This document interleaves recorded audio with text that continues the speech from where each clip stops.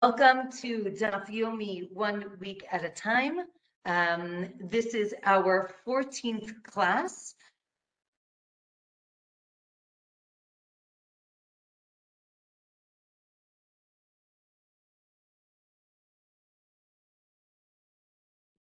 You're frozen. We'll be reviewing Daf 93 through 98. And then on Tuesday, we are going to have our regular class, which will review Daf 99 to 105. So just so that we understand what we're doing tonight and what we will do on Tuesday night, Be'ezrat Hashem. Okay, so we are on Daf 93, and we were talking about the concept of following the majority, which is rov, right? In Hebrew, rov means majority. So do we follow the majority or do we not follow the majority? And the Gemara gives numerous cases of when we don't know, there's a doubt as to what occurred. Do we go according to, well, the majority of cases are X, therefore it's X, or not necessarily? So we actually had a few of these cases already. So the one case that's given on Daf 93, if you find two oxen, one is dead and one alive, you do not assume that the live one killed the dead one, even though, right, most very active oxen would kill another ox. We don't go according to the majority. But if there is what's called a chazaka, chazaka means a legal presumption. If you have a legal presumption that something will happen, then maybe we go according to that chazaka, right? Meaning, if an ox gores 3 times, it's now known to be a gorer, right, a wild ox, and therefore maybe we assume that it gored this other ox, or again, do we go by majority or chazaka? So one opinion is that majority trumps chazaka. Another opinion is that chazaka is actually stronger. Now, our Mishnah said that if you buy flax, remember our Mishnah, it was already almost a week and a half ago that we learned, spoke about if you buy something and we don't know if you bought it to eat or to plant. Now, here our Mishnah said, even if you buy flax, which most people use for planting, they don't eat it. But if you didn't specify, then if you didn't specify that you want it for planting, then the seller is not liable for the quality of the seeds. And here we see, the Gemara says, you see, we don't follow the majority, even though majority of the flax that's sold is generally sold for its seeds. So now the Gemara says, well, majority of flax that's sold is for its seeds, but majority of people buy it for something else, right? So again, here the question is, which majority do we go according to? Majority of the item being sold or the majority of what people buy? And that seems to be a machloket. Let's say a person does need to be reimbursed, right? Let's say he bought seeds and they didn't grow. How much would he be reimbursed? So is he being reimbursed for the value of the seeds?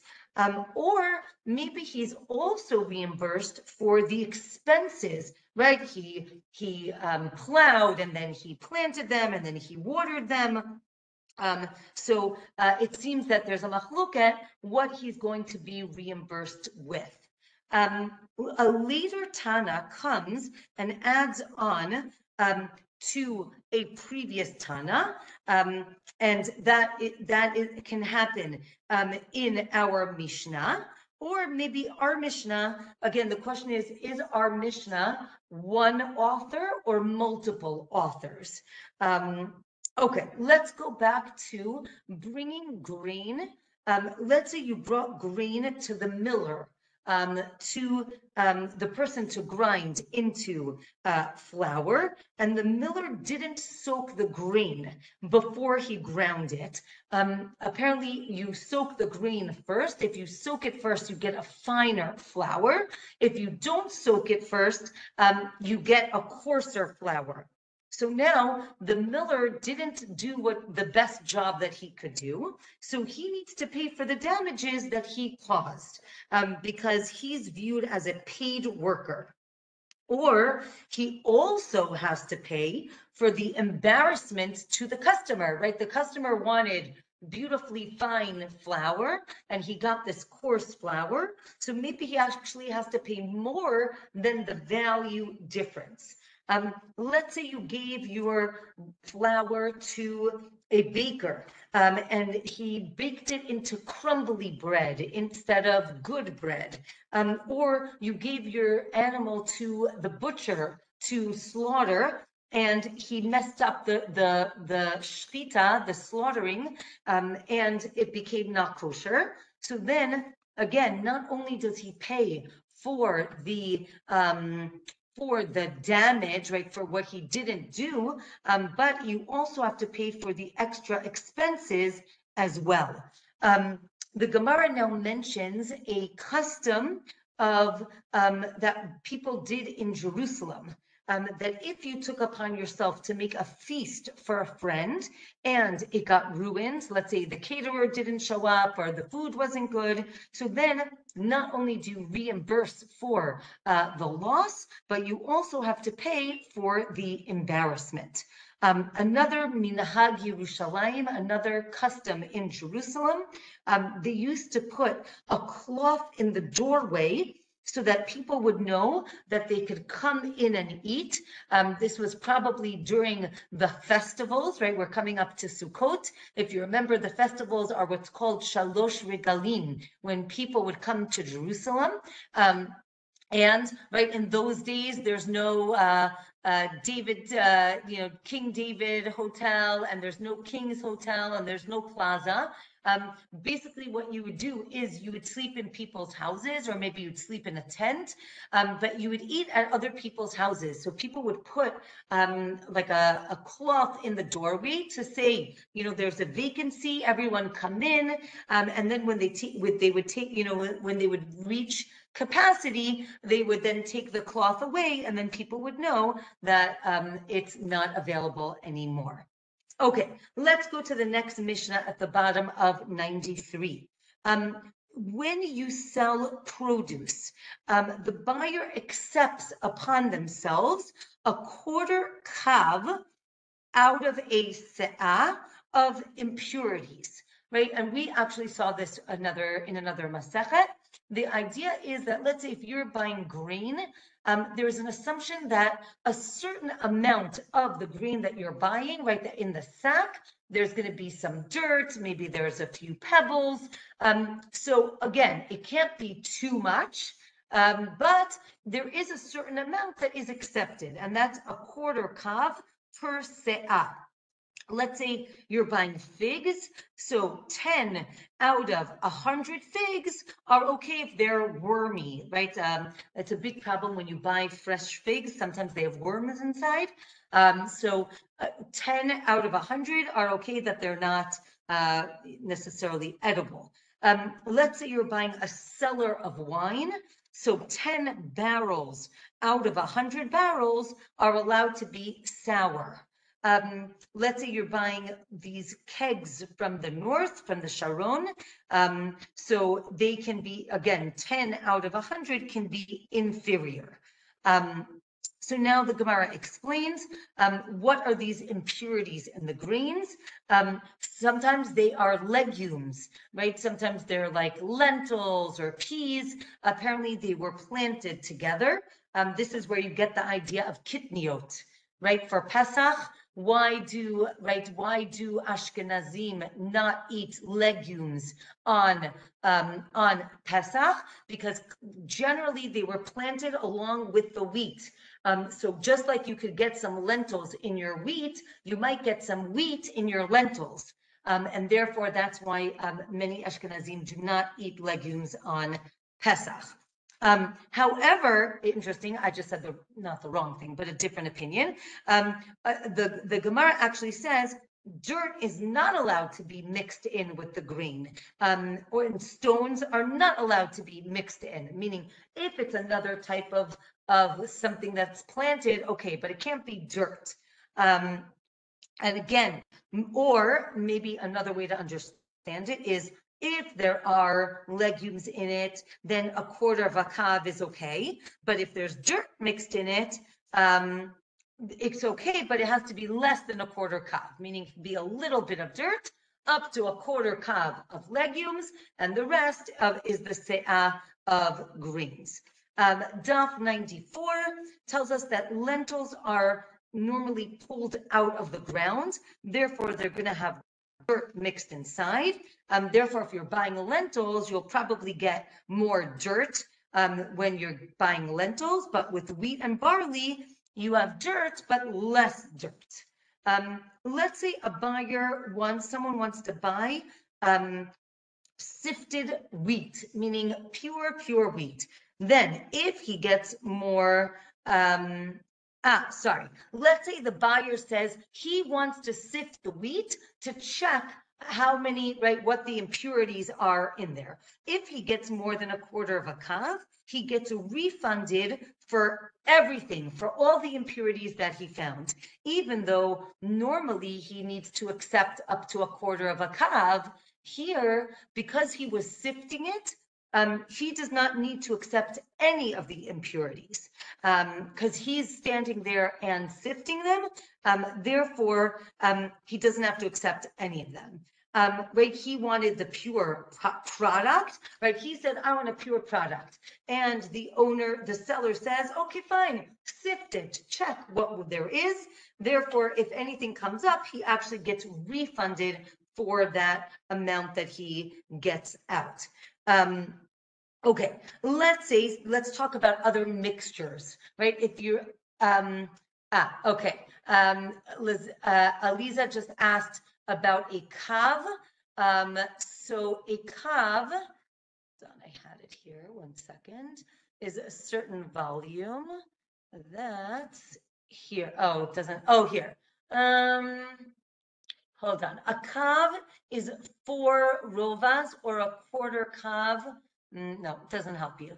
I'm not sure.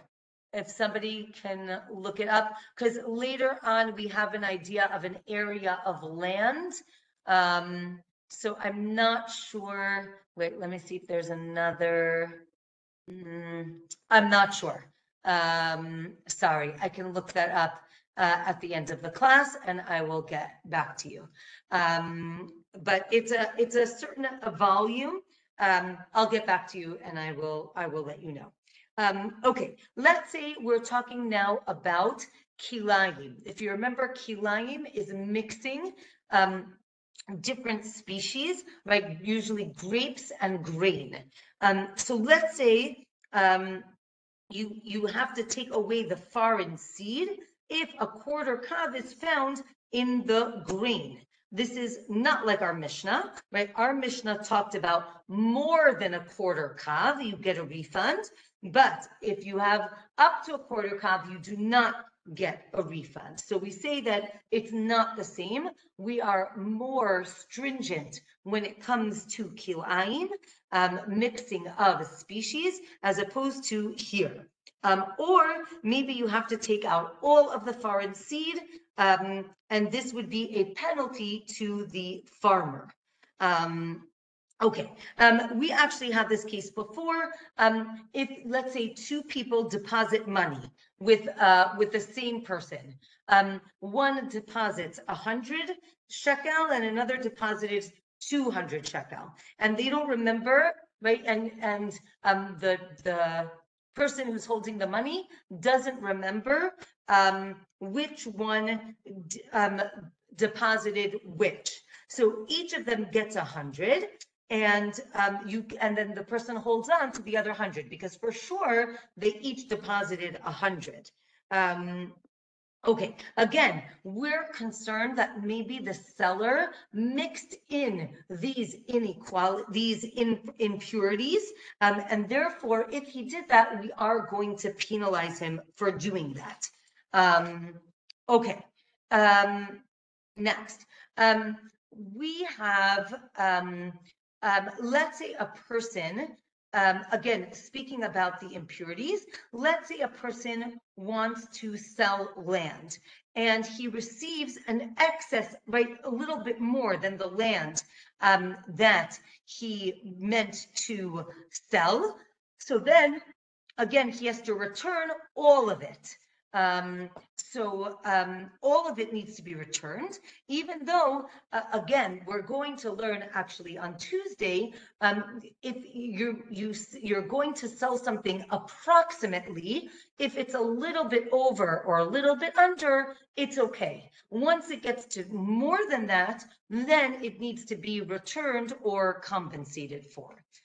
So Daf 95 tells us, right, ona'ah, we have this concept of you're not allowed to overcharge more than a sixth. So less than a sixth is a valid sale, more than a sixth is an invalid sale. And if it's a sixth, the sale is valid, but you have to return that sixth, right? That amount that you weren't supposed to overcharge. Again, here we say it's different than the grain. Because again, with the grain, you assume you're going to get some of the impurities.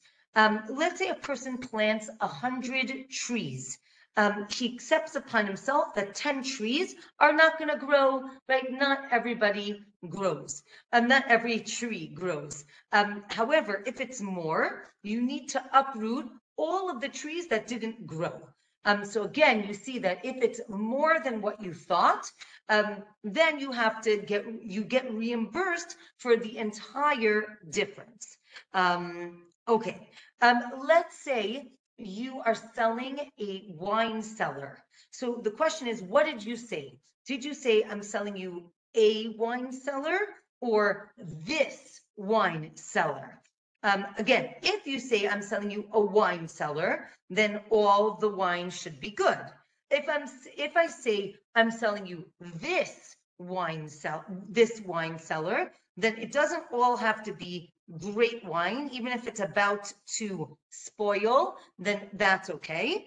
And if you say I'm selling you this cellar, so then even if the wine is spoiled, that's okay because you didn't say the word wine, you just said cellar. So our Mishnah is actually speaking about this wine cellar. Therefore, when you say that, you have to accept upon yourself 10 bad barrels out of 100. If he said he wants the wine for cooking, so it's actually the opposite of what you'd think. It actually has to be better because he wants to store it for a while, right? When you're cooking, so then you're using much less wine over a longer amount of time. Therefore, it has to be better quality. Let's say, again, you said a wine cellar, but you didn't mention about cooking. So then there's a machloket if he needs to accept a few spoiled barrels or not. But again, if you said, I want it for cooking, you do not have to accept any spoiled barrels. Let's say you have wine that's sold in stores that's almost spoiled. So then there's a question if it's bad wine, but it's still drinkable. Do you make a borei pri hagafen, right? Do you make the regular bracha on it, or do you make a shehakol, right? Generally, if you're eating something that's bad, that's off, that's spoiled, you would make a shehakol because it's not the way normal people drink or eat this food. So again, right, if the food is spoiled, you say shahakol, but this wine that's sold in stores is not spoiled, but it's about to be spoiled. So there's a machloket here. If the wine is sold on the street corners, that's even more spoiled, then for sure you say shahakol. But if it's in the store, you say hagafen. Okay, daf 96. You're going to check the barrel to continue. Let's say you have a barrel of wine and you're using that so that you can separate truma from your other barrels of wine. So you keep going back to that barrel of wine and you keep checking it. And then finally you get to the barrel of wine after you've checked it for, let's say, a month, and now it's vinegar. So, right, because again, spoiled wine becomes vinegar. So now what do? Right, again, you were separating trumot based on the fact that this barrel of wine is wine, not vinegar. So what happens? So for 3 days, it's certain, and after that, we're uncertain. Now, that's very ambiguous, and therefore we are going to have 3 different opinions on what this means. Okay, opinion number 1 is the first 3 days after the last time that you checked it, for sure it was wine. So let's give days, right? Let's say last Wednesday I checked the barrel and there was wine in it. Okay, now today is Sunday. I checked the barrel and it's vinegar. Okay, so when did it become? Let's give it a week. Okay, let's say, right, last Sunday I checked it, and now this Sunday I checked it. So last Sunday it was wine. This Sunday it's vinegar. So the question is, when did it become vinegar? So the Gemara tells us the first 3 days after the last time you checked it are for sure wine, meaning last week, Sunday, Monday, and Tuesday, it was for sure wine. Afterwards, we don't know when it became spoiled, and therefore, if you separated any truma from Wednesday and on, that would not be good, and you would have to separate again. Why? Now, this is just very interesting. This opinion says that wine spoils from the top. And therefore, if when you tasted it from the top, it tasted like wine, so for sure, it was going to be good wine for the first 3 days, right? Even if it smelled like vinegar, if it tastes like wine, then it's wine. Okay, that was opinion number 1. Opinion number 2, it says the last 3 days, it's for sure vinegar. Right, so go back. Let's say today on Sunday, it was vinegar. So for sure on Shabbos, Friday, and Thursday, it was for sure vinegar. Everything before that, I'm not sure. And therefore, right, and what's this idea? It spoils from the bottom. And therefore, when you tasted it, it didn't taste like it was spoiled.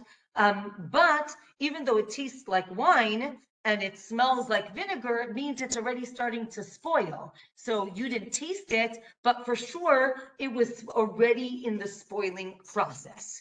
The third opinion is obviously something in the middle. The first 3 days are wine.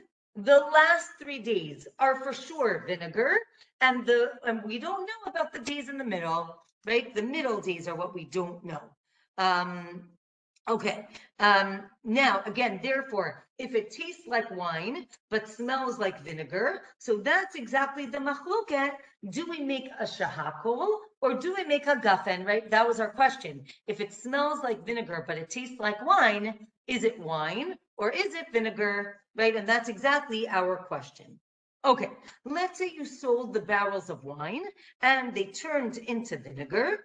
If they turned into vinegar within the first 3 days, so then it's an invalid sale, right? Like we said, it has to last at least 3 days. However, if it turns to vinegar after those first 3 days, so then it is a valid sale. Now, since we're talking about wine spoiling, the Gemara has a line here. The Gemara says, the reason that wine spoils is because of the bad deeds of the owner of the wine.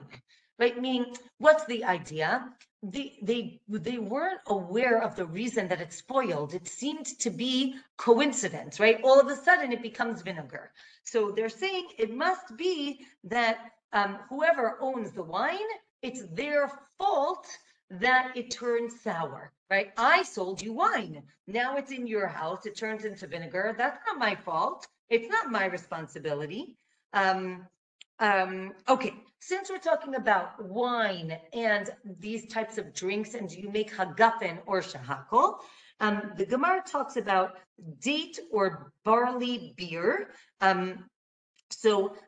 Date or barley beer and wine sediment, meaning the stuff that's like the dregs at the bottom, that is, you make a shahakol on all of these things.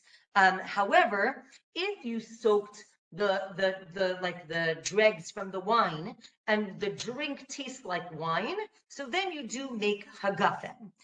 So now let's talk about this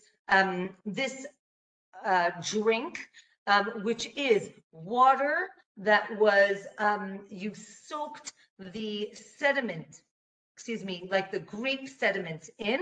Does it become wine or is it like flavored water? So the Gemara says that if you put 3 cups of water into the sediment, and after, I don't know, a day, you have 4 cups of liquid, right? You put in 3, and now you have 4. It clearly has grape juice in it, and now you say hagafen, that's for sure. A 3-to-1 mixture is totally fine. Let's say you put in 3 cups of water, and now you have 3 cups of liquid. That you make a shahakol. That's called flavored water.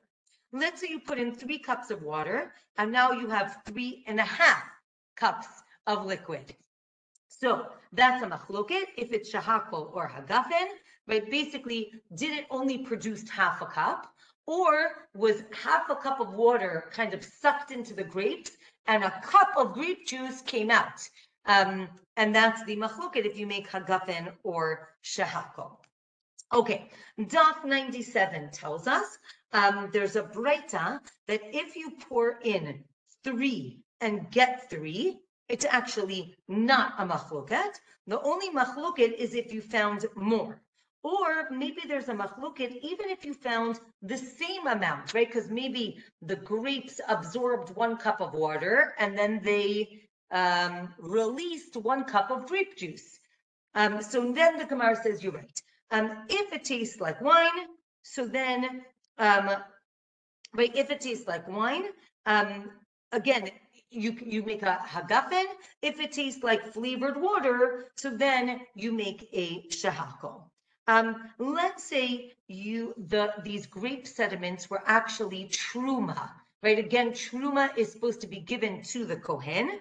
The first and second time that you make it, it's for sure truma. The third time, you can drink it already, because by that time, there's no more grape juice in it anymore. Or, as long as it tastes like wine, it's still truma. And the Gemara goes through other things, right? Let's say these grapes were maaser sheni, right? The things you're supposed to eat in Jerusalem. So the first one, you're not allowed to drink outside of Jerusalem, but the second one, you're allowed to. Again, if it tastes like wine, you're not allowed to. If it was sanctified, if it was hektish, if it was hektish, so the first 3 times are forbidden to drink. The 4th time is okay. And now it depends what type of sanctity, right? If it has sanctity of its, right, of the actual grapes, so then it's always going to be forbidden. If it has sanctity just of its value, so then it's 3 and 4. Let's say it was for sure maaser, it's always going to be forbidden. But if it's a safek, right? We learned the concept of dmai. If it's a safek, if there's a doubt, so then you can be more lenient. Okay, now the Gemara asks, we have this concept that fruit can only become susceptible to impurity, to tum'ah, if it came into contact with the 7 liquids on purpose. Okay, so you purposely, right, if you wash your apple, now that apple can be susceptible to impurity. If you do not wash your apple, right, and rain falls from the sky, it does not make it susceptible to tumah. You have to actually put it in water or put water on it on purpose. So one of the 7 liquids is water. Another one is wine. So the Gemara says, what about this liquid that you soaked the grape stuff in, right? So you use that to make fruit susceptible to impurity? So now the Gemara says, wait a minute, why are you asking? Either it's water, which would work, or it's wine, so it'll work. What does it matter if it's water or wine? It doesn't matter. So the Gemara suggests different cases. Maybe it was the water that you used was rainwater, and therefore, if that's seen as water, so then it's again, rainwater is not purposeful water, and therefore does not make the fruit susceptible to impurity. However, if now it's viewed as wine, so then it would make it susceptible to impurity. Okay. Now, since we're talking about this wine, is it wine enough for us to use it for kiddush? Right. So now the Gemara tells us you can only make kiddush on wine that could have been used in the temple on the mizbeach, on the altar. If it is appropriate for the altar, so then it's appropriate for you to use for kiddush. So really, interestingly enough, you could not put grape juice on the altar, but don't worry, you can use grape juice for kiddush. Because again, grape juice, if you leave it long enough, it will become wine. And therefore, for kiddush, it is totally fine. Also, you shouldn't bring a wine from the top or the bottom of the barrel for the altar. But if you did, it's okay. Therefore, you could make kiddush on this wine as well. There's a machloket if you can use wine that's about to spoil. Right, you are definitely not allowed to use wine that was uncovered overnight. Remember, anything liquid uncovered overnight, we're nervous that a snake came and put its venom in there, so it's actually dangerous. You're not allowed to drink it. And here there's a machloket if you can make kiddush on this shmarim wine, what we've been discussing this whole time, on this water that was soaking with the grapes. Again, if it tastes like wine, then it would be okay for kiddush. White wine, you're actually not allowed to use in the temple, but you are allowed to use for kiddush. However, right, this is the source that red wine is the best to use for kiddush, but if you don't have it, you could use white, and you could use grape juice as well. Okay, next Mishnah.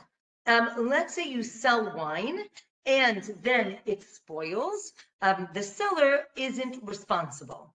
Now, if the seller has a reputation of selling spoiled wine, so then this is an invalid sale, and you have to return the money. Daf 98 tells us that if you buy what's called yain mevusam, meaning like a fragrant wine, this is better than regular wine. It needs to last till Shavuot. Right afterwards, we assume it's going to get, again, just to recognize, grapes are usually harvested at the end of the summer in Israel. You generally make it into wine over the fall. I imagine you sell it then. we're concerned that once it goes into the summer, it's going to be very hot. Remember, Israel is very hot. We're scared it's going to spoil. So most people are not going to guarantee that it's going to last after Shavuot. However, if you're selling yain yashan, which means old wine, it means that it's from last year, so it did survive the summer. And if you sell meyushan, which means aged wine, then we assume that it is 3 years old. So now the Gemara explains. Remember, we said if he sells wine and it spoils, he's not responsible. This is only if the wine was in the buyer's kegs. But if it's in the seller's kegs, he can just return them and say, I don't want this anymore, right? And only if the buyer told the seller, look, I want this wine for cooking. Remember we said, if you want the wine for cooking, it has to last longer. Therefore, the seller is responsible. Then let's say a person pretends.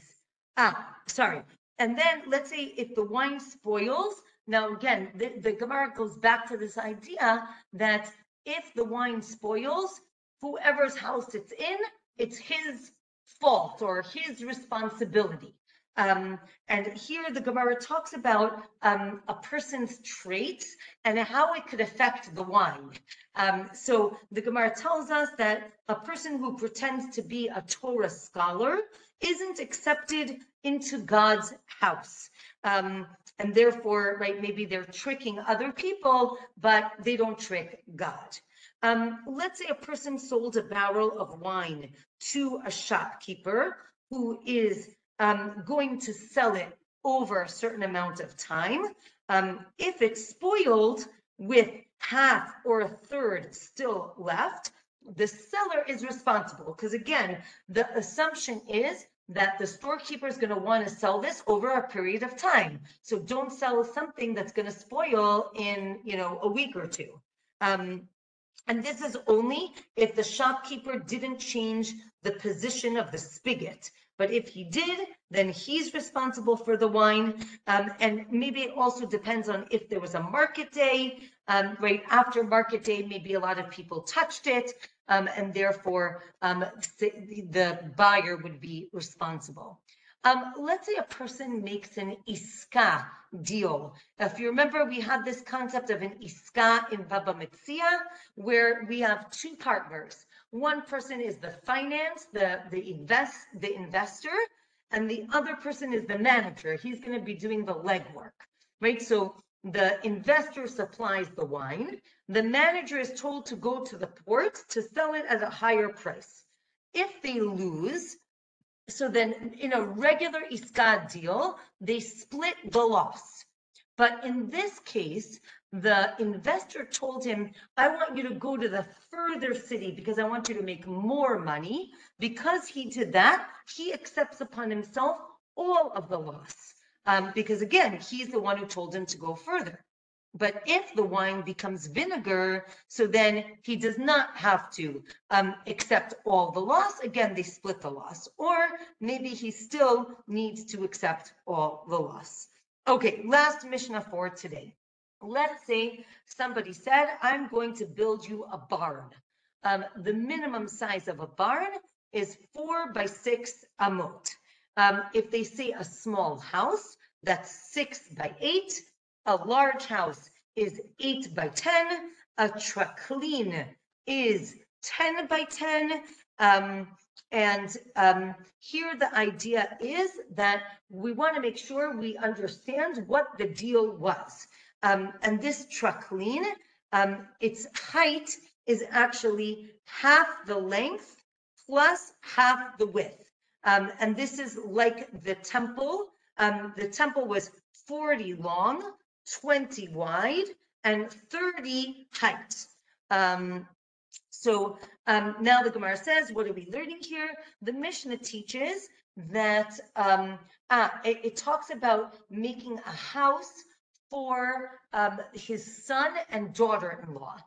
So why would they do this? So the Gemara tells us that the Mishnah is teaching us that the daughter-in-law is supposed to move in with the son's family and not the other way around. Also, we also here have a machloket if people are going to live in a barn, and that affects the size of the barn. A traklin, what's a traklin? The Gemara says it's a pavilion with roses. If you build a mansion, that's 12 by 12. And here the Gemara gives verses that talk about the Beit HaMikdash, the temple, that it was 30 amot high verses 20. And we're going to end with the concept of the kruvim. The kruvim were the cherubs that were on top of the ark of the Aron. And next week, and when I say next week, I mean in 2 days, we are going to talk about these kruvim, what they looked like, how big they were, and they were in the Kodesh HaKodashim, in the inner sanctuary of the Beit HaMikdash, and it is so beautifully fitting because we're going to read on Yom Kippur how the Kohen Gadol went into the Kodesh HaKodashim. So this is something that he saw once a year on Yom Kippur. And so we're going to talk about that on a Tuesday night at 9 o'clock. So wishing everyone a Shavua Tov. Those of you, if you are fasting, I hope you have a meaningful Tzom Gedalia. Here in Israel, the fast is already over. Baruch Hashem. Anyway, wishing everyone a wonderful week. I'm gonna, if you have any questions, I'm happy to open it up to questions, if anybody has any. Just put in those, the measure of a kav that you were asking about. Oh, thank you. Yes, I saw you guys were writing, but. So yeah, 24 eggs, because a log is 4 eggs. And I mean 6 eggs, sorry, and there's 4 lagim in a kav. Okay. So there you go. That's what Art Scroll had to say. Okay, great. Thank you. The only thing I wanted to say was everything he said, it's feasible, but to watch the progression of exposure to more knowledge, the only thing you said that was absolutely impossible, and I don't understand why they didn't catch it, only God could make a tree. You can't put grape juice and it grows into more liquid. That's ludicrous. I didn't understand. Wait, say it again. What? Remember when you said you put this blah, blah, blah, and all of a sudden you have more liquid? Remember that? Yeah, if you take grapes, like crushed up grapes, and you soak them in water. So okay, a certain amount of water, right? A certain amount of water. A certain amount of water. Okay. So there is a concept that the grape juice will leak into the water. So you will have more liquid than you put in because the grape juice, right? I see. That's what it is. The grape juice. They didn't measure the grape juice first. They added. Oh, that makes sense. Okay. They added 3 cups of water to like mushed up grapes. Okay. And then all of a sudden they come back and there's 4 cups of liquid. I understand. So yeah. Thank you. Yeah. Okay, great. Okay. Yes, thank you for clarifying that. Yes, Tzom Gedalia is still going on here where I am. It's a very meaningful fast, and the thing is I experienced an amazing 3 days here in my community, and really I mean, of course I see from my own eyes, and I'm telling everybody what a great year it's going to be, but people were all saying that was everywhere. Everybody was just really encouraged and strengthened and full of optimism and just full of the glow of real strong sense of a great new year coming for all of us. Be'ezrat Hashem. I really hope that that's true. And at Rosh Hashanah, we had 50% more people than I'd never seen them all year long in the Chabad house. But this is touching people's hearts, what Israel is going Wow. through. Wow. Yeah. Mhm, Look, mhm. also tomorrow is October 7th, so there's a Yes. lot, there are a lot of emotions going on here. I know. And, you know, I was also thinking, not to put a damper on that, but, you know, October 7, even on the Western calendar, which is what it is on the Western calendar, Right. it means nothing. But yet, Simchat Torah, when it does now. happened, means a lot. The messages map there. Yeah. And Yeah. so for me, I'm going to be most thinking about this when we get to Simchat Torah. Yeah. That's Wow. just me. Wow. Thank Okay. you. Yes. Thank you. Yep. Wow. Okay, Wow. go to bed. It's late. Good night. Okay. Wishing everyone a great night and see you Bezrat Hashem on Tuesday if you can make it. Thank you. Okay. Bye-bye. Thank you.